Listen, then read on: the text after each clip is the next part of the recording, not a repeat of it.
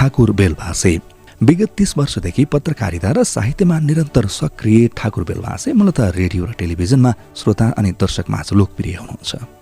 उहाँ कविता साहित्यमा पनि उत्तिकै रुचाइएका कवि हुनुहुन्छ।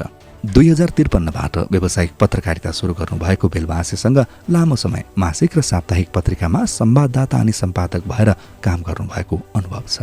रेडियो र टेलिभिजनमा समसामयिक विषयमा बहस चलाउँदै आउनुभएका उहाँ मैत्री, इमेज र इमेज न्युज एफएममा लामो समय काम गर्नुभयो। साथै बेलभासेसँग टेलिभिजन पत्रकारिताको समेत अनुभव लामै छ। इमेज न्युज एफएममा संयोजक भएर 10 वर्ष काम गरेपछि उनी रेडियो नागरिकका संस्थापक, सम्पादक तथा स्टेसन म्यानेजर हुन्।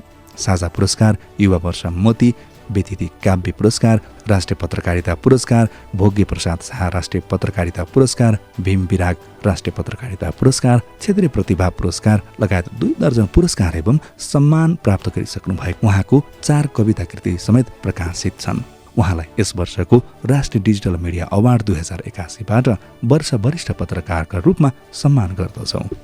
राष्ट्रिय डिजिटल मिडिया अवार्ड। हार्दिक बधाई ठाकुर बेलभासेजीलाई वरिष्ठ पत्रकार राष्ट्रिय डिजिटल मिडिया अवार्ड 2081बाट उहाँलाई सम्मानित गरिएको छ।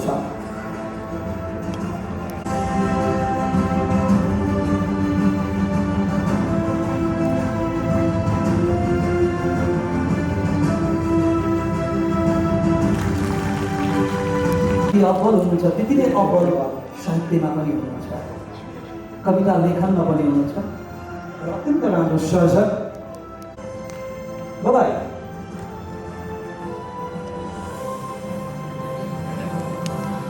ठाकुर